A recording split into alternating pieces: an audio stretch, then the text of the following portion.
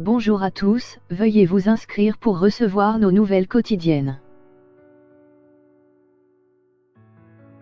4 hommes radicalisés soupçonnés d'avoir projeté en France un attentat pouvant viser les forces de l'ordre au début du Ramadan ont été inculpés, mardi 30 avril soir, par un juge antiterroriste et écroué, dont un mineur déjà condamné pour ses velléités de départ pour le djihad en Syrie.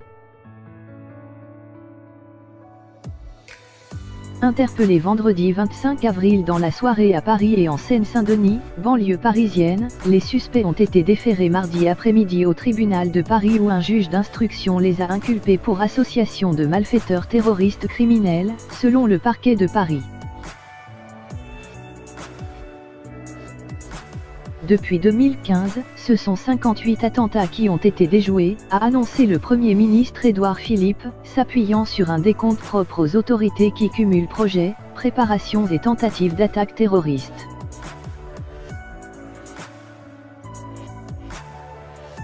Le 1er février, des informations inquiétantes issues du renseignement judiciaire français avaient déclenché l'ouverture d'une enquête préliminaire confiée à la Direction générale de la sécurité intérieure, DGSI.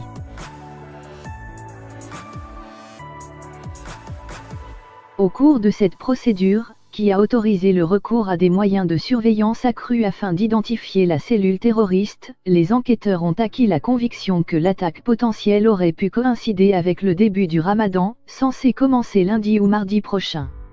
Une perspective qui a précipité les arrestations, selon une source proche du dossier.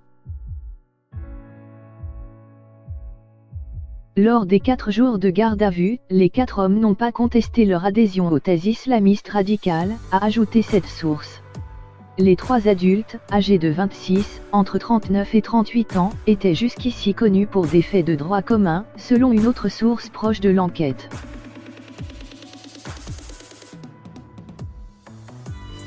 Mais c'est le profil de la 4e personne qui retient l'attention. À 17 ans, ce mineur est en état de récidive. Il a en effet déjà été jugé pour association de malfaiteurs terroristes, après son interpellation en février 2017 pour une tentative de départ pour la Syrie.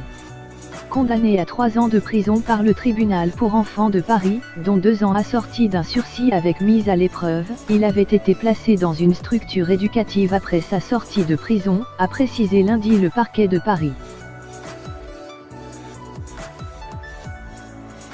Si la cible ou les cibles exactes des suspects restent inconnues à ce stade, les forces de sécurité figurent néanmoins parmi les objectifs récurrents que désigne l'organisation Daech.